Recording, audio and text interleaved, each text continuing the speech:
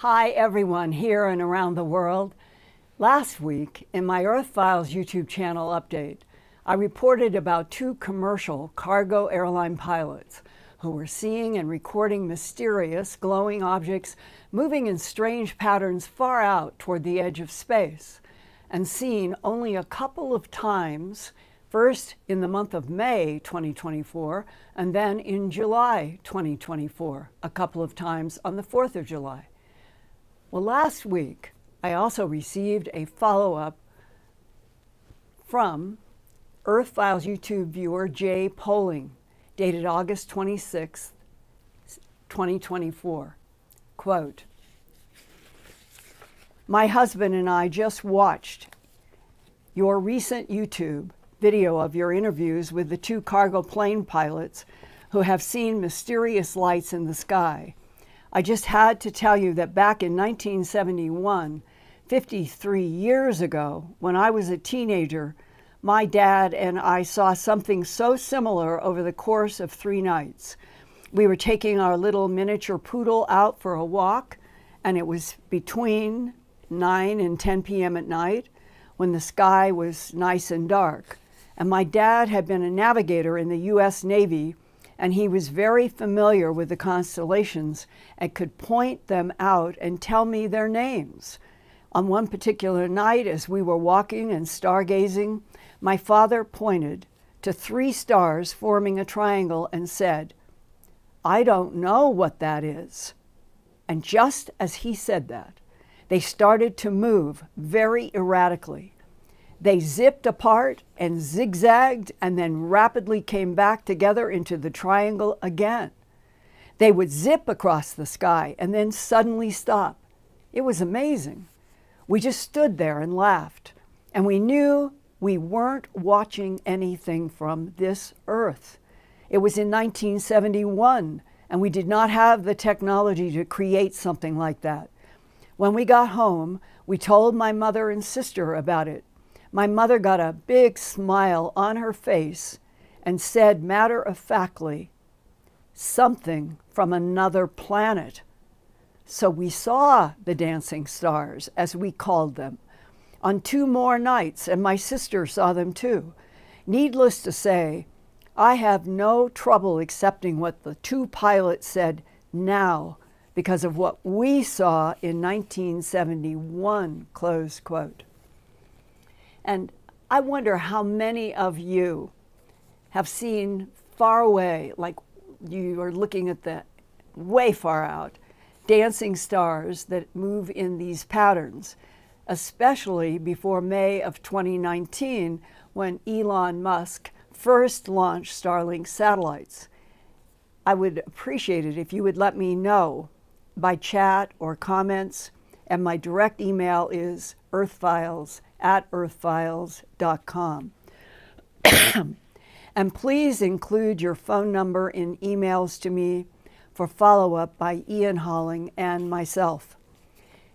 This week, on Monday morning, August 19th, I was reading my home-delivered New York Times when I got to the art section on page C1, and there was this headline and text reported by Ralph Blumenthal and Leslie Kean entitled, "One Insider's View of a Hunt for UFOs. A former official tells about a Pentagon investigation." And there was a color photograph of intelligence analyst Louis Elizondo's new book, Inside the Pentagon's Hunt for UFOs. It was above the largest word on the cover, Imminent, all red, like a warning light. In military parlance, imminent is a serious threat about to happen. And his new Imminent book is now being published by HarperCollins after a year-long security review by the Pentagon. I don't know, something is really affecting me, sorry. So it's being published by HarperCollins after a year-long security review by the Pentagon. The August 19th, 2024 New York Times article highlights, quote, The new book claims that remains of non-human origin were retrieved from UFO crashes. The Times article continues in the lower half of page C4 with a photograph of Luis Elizondo, who once ran the secret Pentagon's ATIP office focused on investigating UFOs and their, quote, true level of threat to Earth, close quote. The article says that Lou Elizondo was, quote, frustrated by what he described as internal opposition and a lack of resources to deal with what he felt was a serious national security threat. And back in October 2017, in his resignation letter, Lou Elizondo wrote to then Secretary of Defense James Mattis, quote, there remains a vital need to ascertain capability and intent of these phenomena for the benefit of the armed forces and the nation, close quote. And in the final 3 inches at the far right bottom of the New York Times column on August 19th, 2024, Lou Elizondo gives the reader a warning you might never have expected from him, which makes it especially important to read and consider the implications. Quote, Elizondo wrote in the memoir about personal encounters with UAPs, green glowing orbs about the size of a basketball, which is about 9 inches in diameter, that invaded his home on and off for over 7 years. The objects were able to pass through walls and behaved as if they were under intelligent control, he wrote. The orbs were also witnessed by his wife, 2 daughters, and their neighbors. As for our friends from out of town, as Elizondo wrote, meaning the UFO and ETs, he further writes, quote, they, those spheres, those orbs, they do not appear to be benevolent. Perhaps they are neutral, or they could be a threat to humanity. We can no longer stick our heads in the sand. We know we are not alone, close quote. Before the New York Times article emerged on Monday, August 19, 2024, I have been interviewing a lifelong human abductee who is now getting ready to release her own book about alien types, UFO craft, and technologies that she has interacted with since she was a toddler, up to current day at age 57 now. Requesting anonymity, her pen name is K.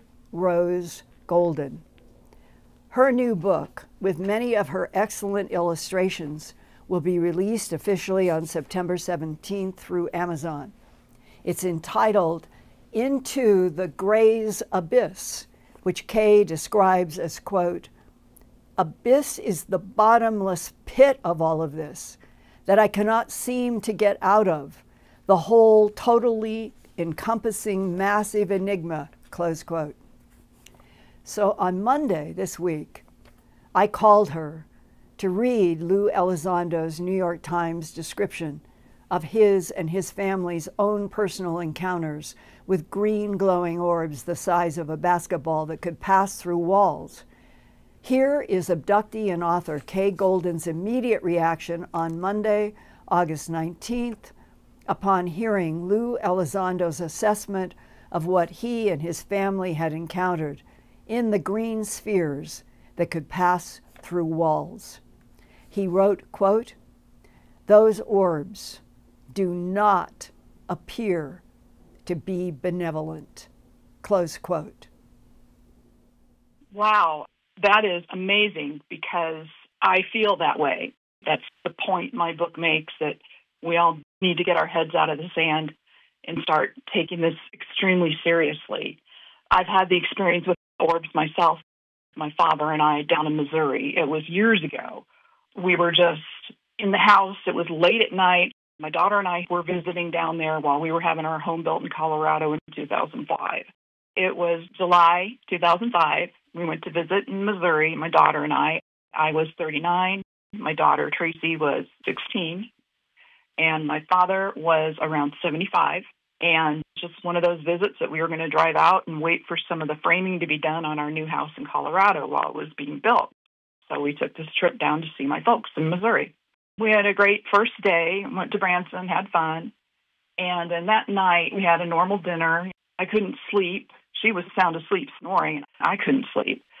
And then I heard my father exclaim to my mother that it looks like there's kids out there playing around and, he's going to go check it out. And because I couldn't sleep, I thought, well, you know what, Dad's kind of up there. I might as well go out with him. So I got my clothes on, got my cowboy boots on, and my dad grabbed his .22. And I said, well, kind of asked him, what's that for? He's like, well, just in case. So we proceeded to go out the front door. We got down the property. It's probably a good half mile. There's a corner area. They don't have the property anymore. There's a corner area where it's very wooded. And then inside that wooded area, there's kind of a clearing, usually where the deer come. And when he was looking through the house windows, and I looked too, originally, we did see some like reddish, yellowy, almost a glow. We walk out the door together, and my father had one shell in the shotgun just to scare the kids if necessary. So we walk out the front mowed lawn area down to the beginning of the wooded area near the roadway on the far right side of the house. And this was a 40-acre property at the time. We walked really quietly so we didn't interrupt whoever was playing around in the woods. We were trying to be stealthy. And when we came up to the beginning of the wooded area, we didn't see anything. So we walked a little further into the small clearing area where normally we see some deer. I don't have words to describe what we saw, but I'll try. So we're there, and we suddenly take just maybe 8 to 10 feet. We come upon two large, orange-colored, sort of transparent, basketball-sized orbs, orange. They were bouncing and floating in the air in the back of this clearing area. We saw nobody making these lights, just these two large colored orbs floating above our heads, and then they kind of dashed into the trees, and they come back, and they were orange at first, and then I believe when they came at us, one was, I think it was checking my father out, I'm not sure. It turned yellowish and then dodged away from him by going upward, and when I say it kind of came at him, it was like no more than 5 feet in front of him, and just right at the head level. And the second orb was orangey red, and then changed to completely red, and this one was in front of me. And it came out, it went up like 20, 30 feet, came back, got right in front of me, and kind of just changed completely to red. And you could see through it, though. That's what was totally bizarre about it. It wasn't solid. It was like a mist inside the orb. So it was really scary. They were suspended in the air. They were basketball size, and they were just large colored orbs. We were shocked. By that time, you had the memory all the way back to 2 or 3 years old about a gray being with slanted black eyes. And then as you got to be older, there were other events. Did you associate the two orange translucent spheres with the beings that had been in your life, or was this something brand new? And what would you associate these basketball-sized orangey spheres in your case, green in Lou Elizondo's case? I think in this case, and especially with the experiences I've had since I was little, they were looking for something, maybe in my father, maybe in me, that they had already found. And I don't know if my dad had ever, I don't think he ever had that kind of experience before. This was something we never told the rest of the family. Not Mom, not any of the 8 other kids. But I got the impression that they were checking us out, and I also got the impression that they were malevolent. Talk about that. When this was over with, when they finished doing whatever they were doing with us, they both turned yellow and then floated right back to the clearing area and shot up to the sky and just disappeared. They were gone in an instant.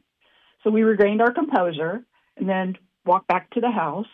My dad put the shotgun back over the fireplace, and he went straight to the cupboard and grabbed his bottle of Southern Comfort, got a small glass with ice, and poured himself a drink. Now, this is about 1:30 in the morning. We were out there from like I think it was 12:09 when I looked at the clock in the guest bedroom and I put my boots and stuff on to go meet my dad on the other side of the house to see what was going on and then go out with him.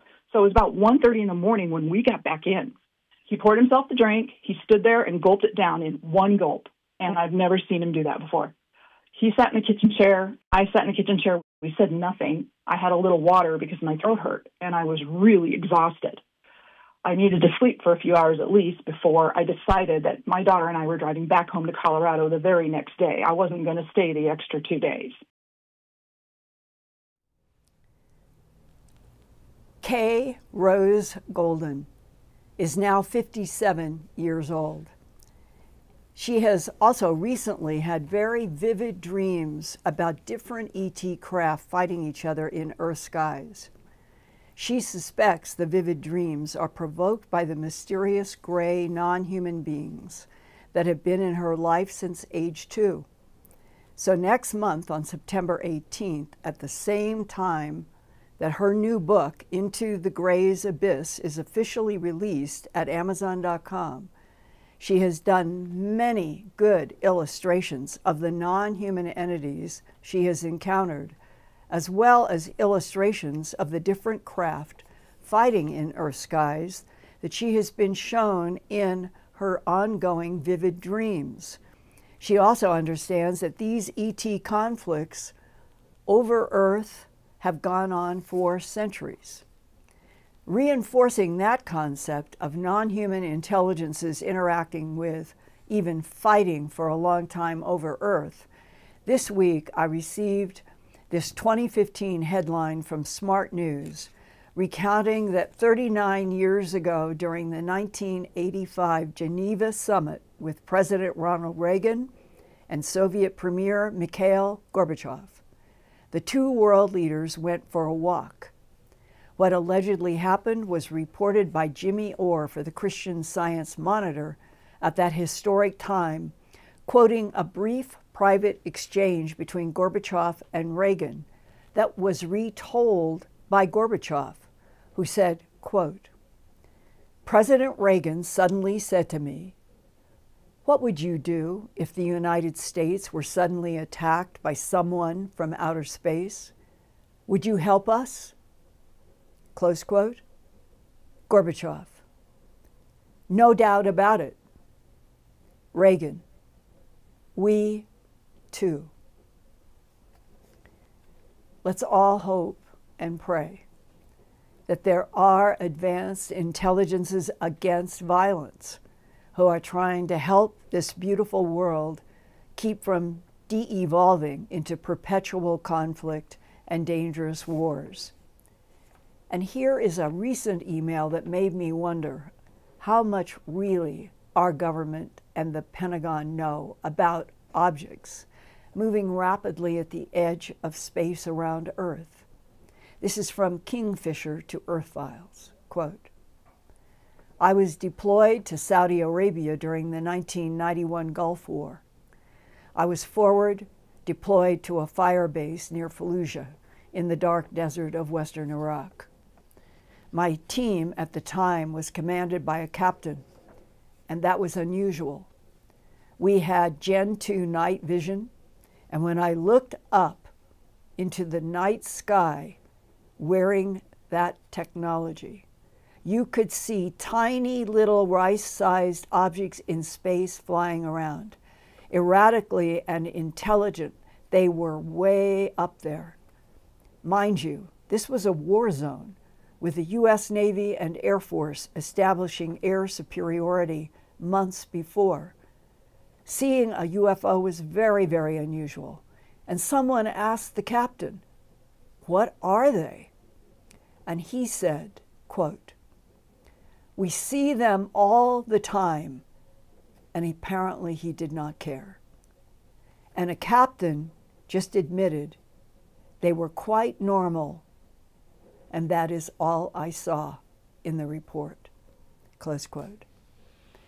I hope that there are more of you out there who might have information about what could be happening at the edge of space as we would go from our atmosphere out into the vacuum of space. That's the edge of space. What would be sign there, trafficking there. If anybody knows, I'm hoping that you will try to get a hold of me. A good way to do it is to email me at earthfiles@earthfiles.com and put in some kind of a phone number or something that I can reach you to talk about. I've been very successful doing that with a few people. And Ian in the UK is a great sidekick who helps research and helps follow what you all are reporting, because all of this is coming down to the fact that I think that Lou Elizondo's release of his book with that word imminent, red, like a warning sign right in the middle in military parlance, it means something big, dangerous is going to happen soon. And that the other reports that I get from those of you, and some people go through 2 or 3 people to get me information that I try to verify.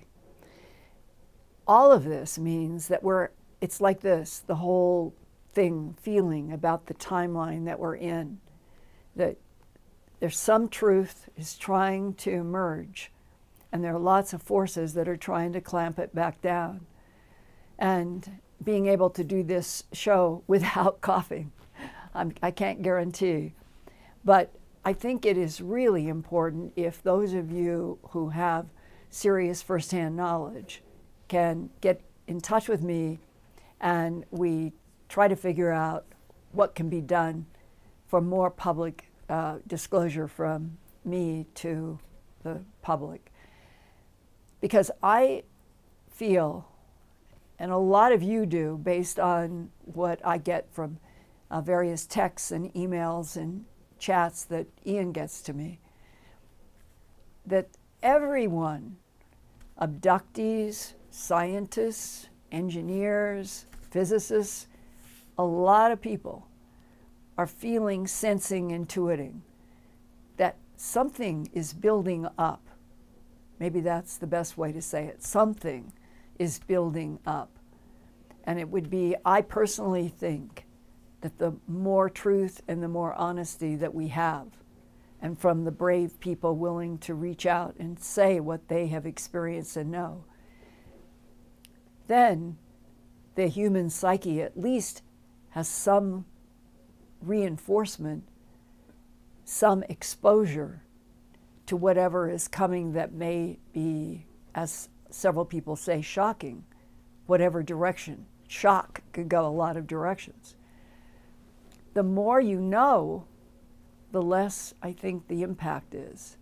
And right now, with Lou coming out with his book, and I know that there are others, and that several people have gotten in touch with me saying that they're going to try to get me some more information that I can share with you about a very specific list. This may be, finally, when there really is a crack in the cement ceiling on the truth. I've had very sophisticated people say, but if you crack open the truth and it contains material that is shocking to the public psyche, then maybe you have done something wrong. And that raises the ultimate philosophical question. Are we in a universe where complete concocted realities on planets of life forms with consciousness is somehow supported and expanded? What a terrible thought. Truth has its own life. And there is that thought that dwells in the light that I think is the big box of everything. And all of these words are just to say, right now, I think is the time to reach out with truth. And there's something in the air that wasn't there an hour ago. And I apologize, I truly do. I thought I was fine. But you know that feeling when there's smoke? It's smoke or like powder in the air, and you breathe and it makes you want to choke? That's what I'm going through, and I have no idea why, so I apologize. And Ian, I would like to transition to dear Ian Holling in England. He has been very ill, and he's recovering. He's got his voice back, and bless his heart, he's hung in there doing all kinds of things. And Ian, I would greatly appreciate knowing if there is anything in the chat, which also seemed to have a start problem, that we could address right now. Thank you, Linda. Yes, a great report. And the chat is full of people sharing their own experiences with orbs. I'll give you one example here straight away. We've got JG in the chat. It says, my daughter and I had a bright white basketball-sized orb hover about 10 feet above our heads. And there's missing time with that one. But I didn't feel scared at the time, just intrigued. So as well as the actual interactions with the orb, some people are actually reporting further interactions such as the missing time aspect. And Ian, can you, maybe with everybody hearing, one of the most important components of any of these interactions, whether it is with light, with spheres, with tubes, whatever it is, what is your intuitive reaction? What movies are going through your mind's eye? What are the very first feelings that you have? In many ways, that's when we can learn the most. And sometimes that gets brushed away. So I wonder right now, Ian, in what you just described, if they're listening, or you can ask them, did they have any mental impressions in their mind's eye, even if for only a few seconds? That's a good point, because it's often the witnesses' first impressions that are important. Right. And Poppy333 in the chat says, I didn't feel any evil from them. They were just curious. Well, if she's feeling one-way curiosity, but I bet you that there is two-way, and that's where the human intuits feelings and gets impressions about what is actually dealing with them. Sometimes images, it can be anything ranging from a gray to a blue to a tall white to a Nordic to a praying mantis to a teal. There's a lot that could come, and people will get glimpses. And those glimpses are either deliberate efforts to test the human mind in front of them, I'm convinced, or I've been talking with an abductee who says it isn't telepathy. It is penetrating the consciousness with other consciousness that can actually reform the thinking in us for a brief period of time for a completely different, more involved, complex communication. I've had this discussion recently in the last 2 weeks. And the idea that telepathy is allegedly the way we talk with vocal cords and sound, and we have to have atmosphere to transfer the sound. If you think what you're thinking, does it go unfiltered? Does it go pure from exactly the way it is in the source of the human mind, directly into the gray, the praying mantis, the whatever? Or does it have to go through some kind of a translation? And is that what they are trying to bypass if they are somehow manipulating the actual essence of the consciousness, and they are affecting the mind in a deeper, broader way? That's what's been suggested. And that any way you cut it, we are dealing with advanced intelligences, with advanced technologies that don't need to yak like we do. Linda, I just want to tell people if they're still having problems with the chat to just refresh the screen. The chat is up and the chat is working, and people can interact with us properly online. Mystical Wonderland is in the chat and says, my reaction was they wanted to tell us things. We had missing time and location change. I first thought they were fairies. And I wanted to mention something else as well. I'm going to call this viewer Diana contacted us 6 days ago. Diana says, and I'm going to read from her comments here, Linda's subject of orbs, it triggered a memory of my contact with these perfectly symmetrical balls of light. I remember motioning with my finger for any of them to come towards me. I could see the rings around the nucleus. It even had a face, and he gave me a mischievous, playful look. I sensed it was a male. The other orbs in my room either merged with each other as one and then dissipated or went through the wall. As an alien abductee, I've experienced the whole gamut of high strangeness. I learned very young that the paranormal are much more part of the alien abduction experience. It's a package deal. Difference between my orb experience versus my close encounter with the Greys is how I felt after. The orbs were awesome and the aliens were really not a positive experience. The truth is, it was hell on earth because it changed my life path forever. Oh, I see. And, the consequences. They go on. The consequences in human life. Yeah, sorry.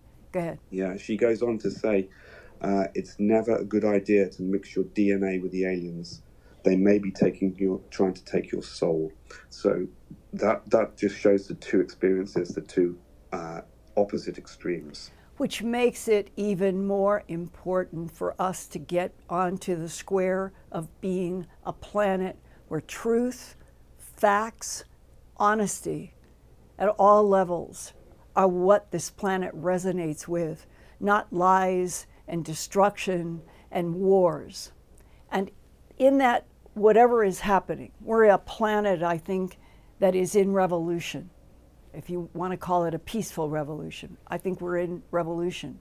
And that the forces that are causing this revolution, they have mixed messages, they have goals that may not be compatible. But the one kind of overriding characteristic which the author in about the Greys, Abyss, she echoes so many people that I have talked to in the last year who say, we're not dealing with any extraterrestrials who tell us the truth. There are all kinds of agendas, but they're self-serving. That the exception in all categories, that included Greys, that included praying mantises, that included reptiles, that included all of them, except that the ones referred to by Charles Hall long ago after his work at S4 Area 51 with the tall whites, that's where we got the information originally, is that in their height, they would be somewhat overwhelming to humans, where the average human is somewhere between 5.5, 6 feet, 6.5 feet tall. And if they're 10 to 12, that might explain the stories about the giants of the ancient days.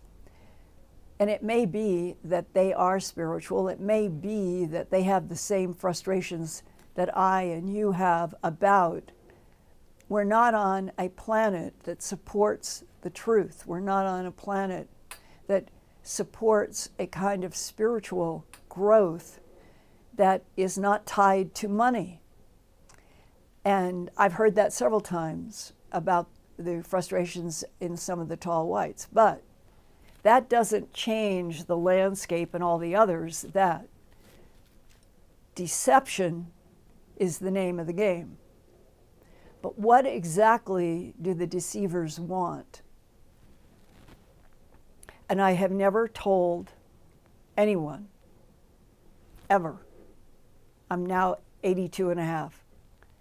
I have never told what I'm going to tell you tonight. Help make up for coughing, I hope. This is really true. And it ties in to what I was reporting tonight and to the puzzlement of what exactly are the end games for everything that's in play on Earth. It was not too long after I had signed that contract with Home Box Office to produce UFOs, the ET Factor,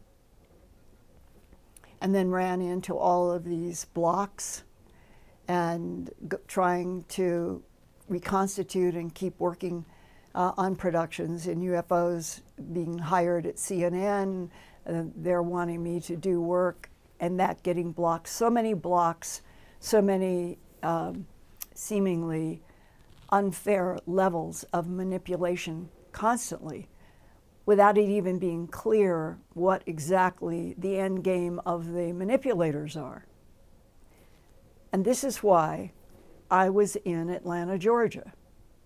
It was after the block at HBO, and I had the producers be mystified.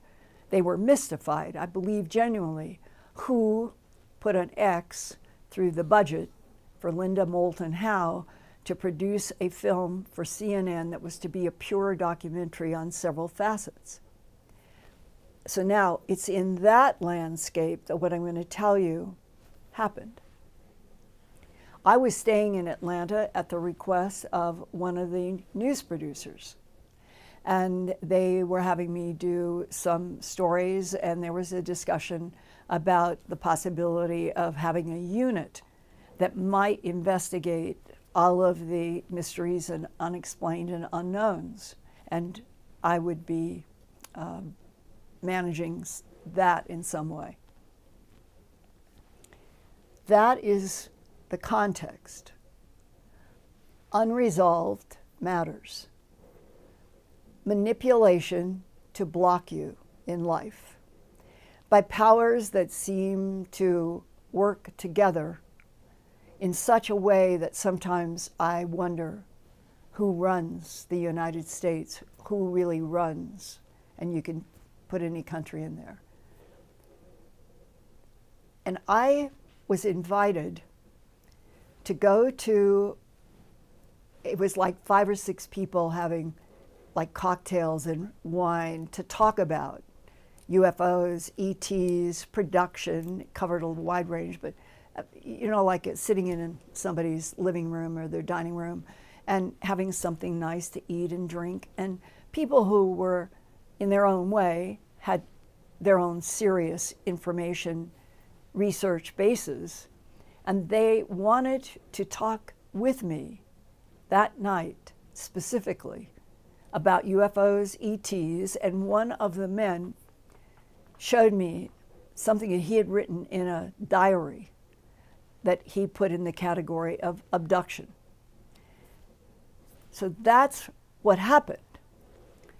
It got to be like midnight, 1 o'clock, and I was at that time not living in a house, not in Philadelphia or Colorado or LA. I was in an apartment in Atlanta while we were sorting out all of this.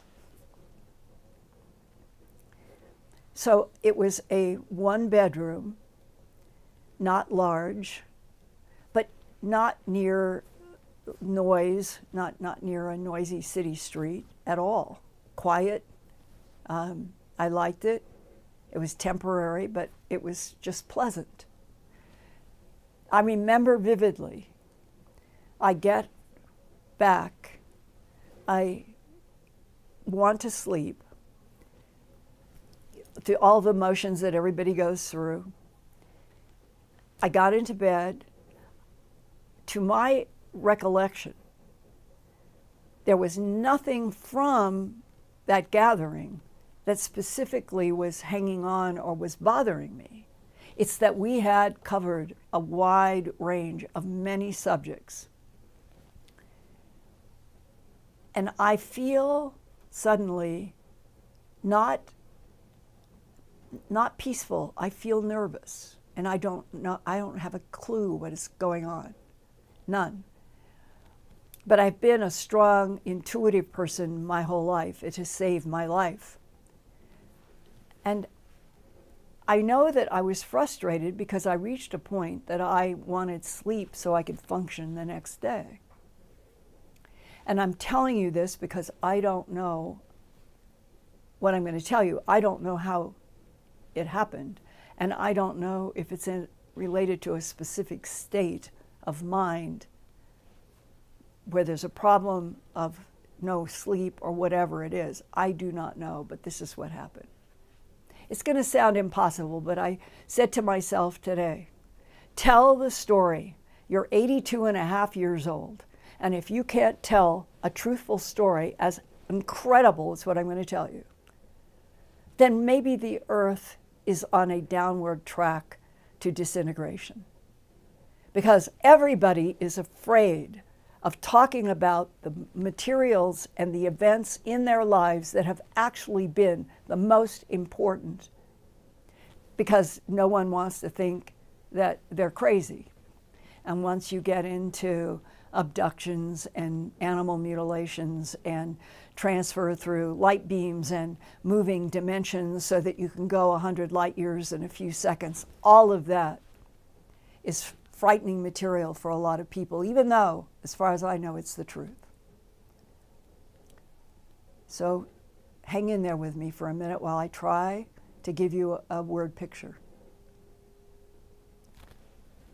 I had fallen asleep. I know that at this moment that I'm going to describe, I had been asleep. My eyes opened up as I am aware that my entire body is coming up out of the bed doing a circular arc. I'm not kidding.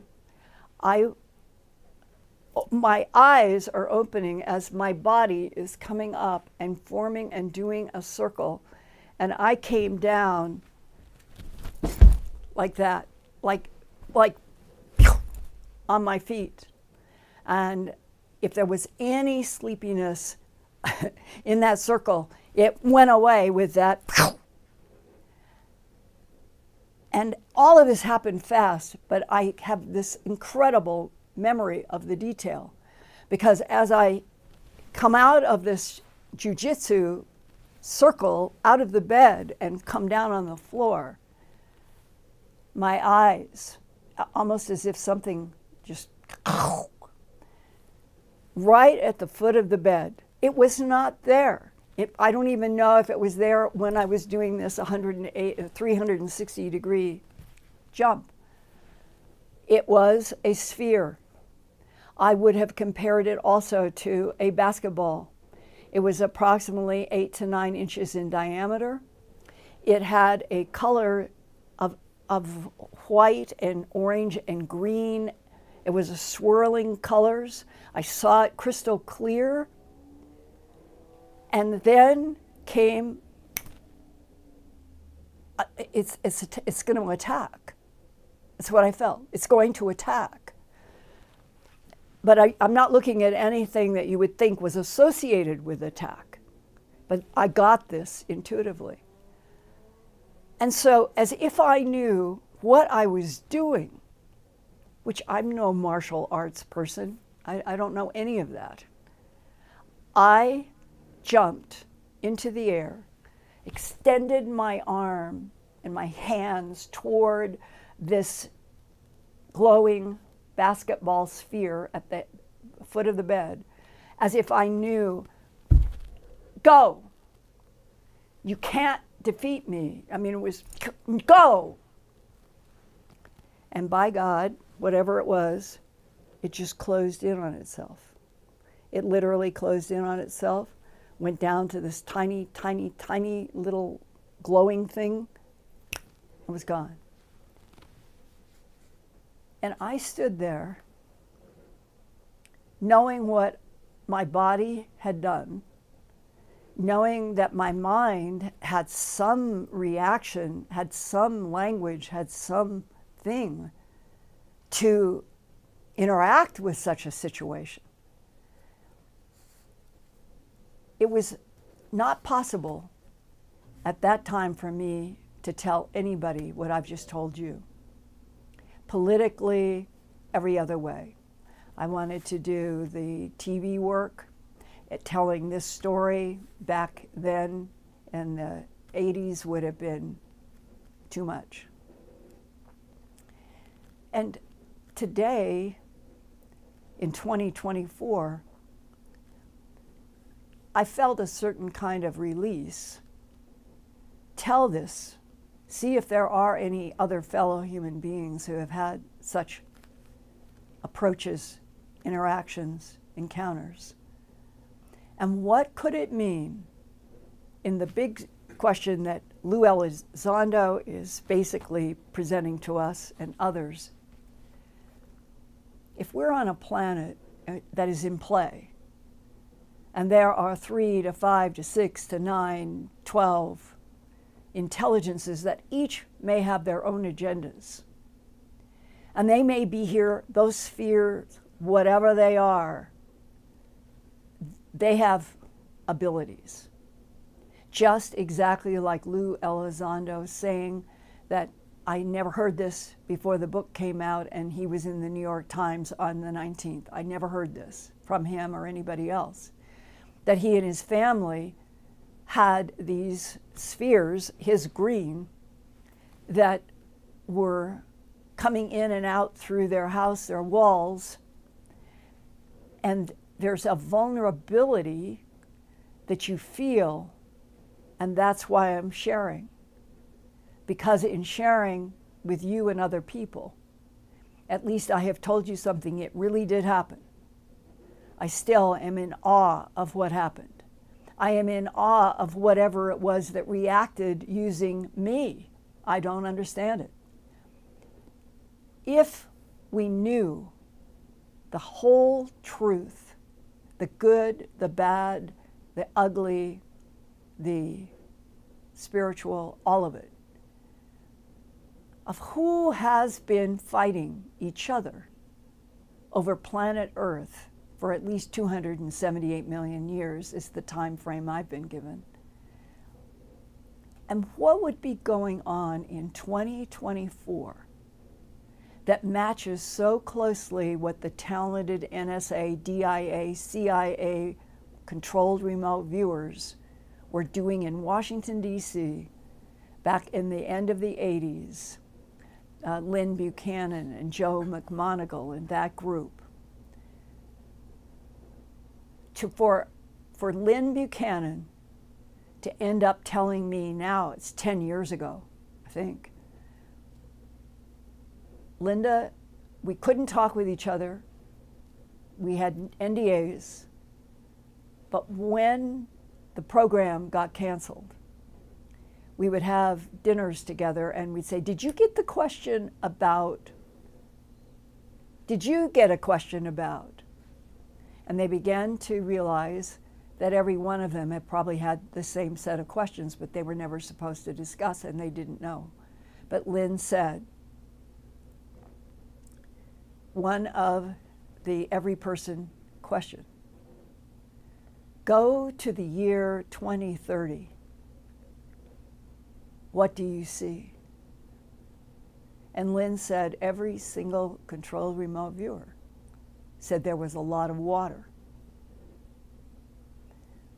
We're at 2024, the middle of 2024. And what I'm beginning to realize is if we don't start asking questions, having been given some honest information at last, about what are the changes in climate and water and life forms on Earth, what are they supporting? Who is benefiting? Why is the Earth undergoing these rapid changes? Who actually has real information and to what end? And this relates to another discussion all the way back to that 80s time period when I had been working at CNN. Linda, someday you will understand that if the reptiles are the ones that are going to take over Earth, they will definitely increase the temperature in the climate. If X, Y, Z wants the planet, X, Y, and Z will happen. And I remember, combined with all of this, how the hell did I come out of the air and what was that? If we all Homo sapien, who ironically, really ironically, are the genetic production and end game of extraterrestrial biological entities manipulating DNA in already evolving primates to create Homo sapien. That's a true sentence. What is happening as we are getting so close to 2030? Everybody feels it. Something is happening at a global, maybe solar system level. But none of the leaders, forget which country, forget which language, none of the governments, none of the leaders are telling any of us the truth. And that bothers me to my core.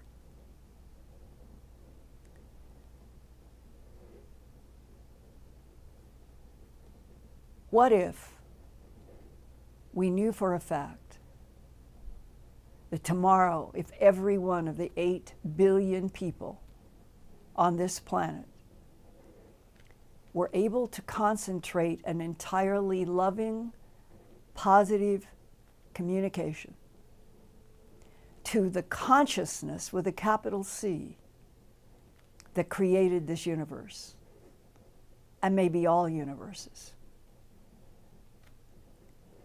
We want to live in peace.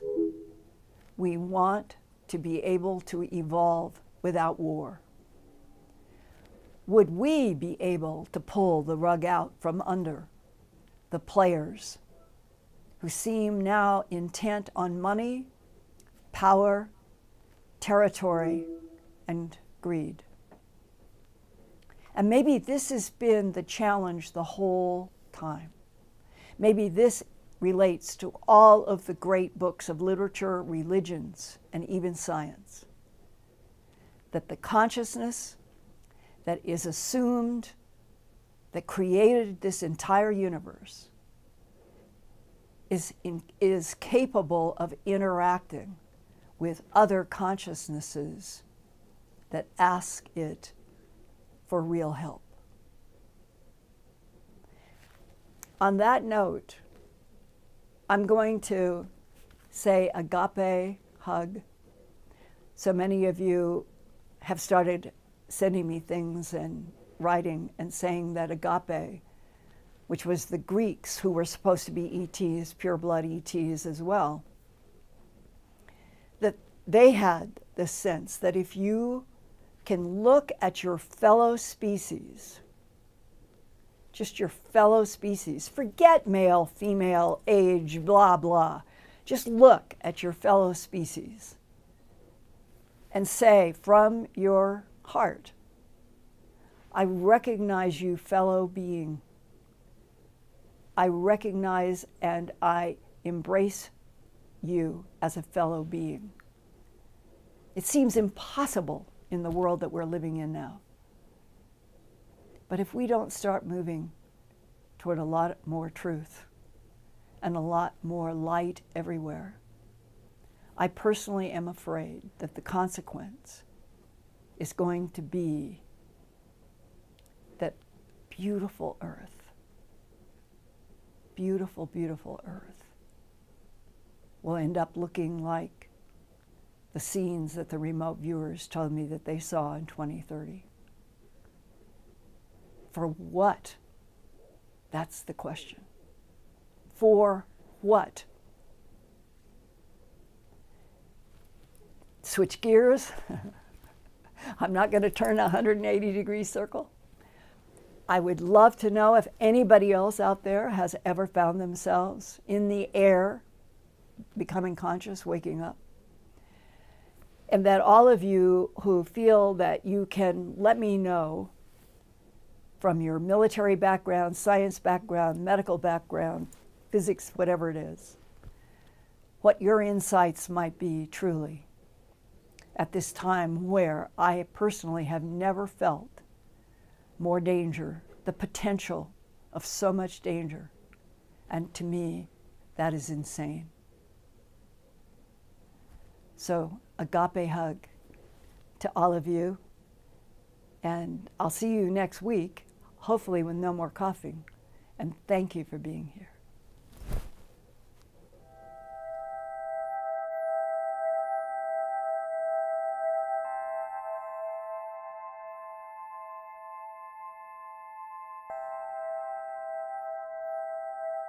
Turn on closed captions for YouTube videos by clicking the white CC button on the lower right.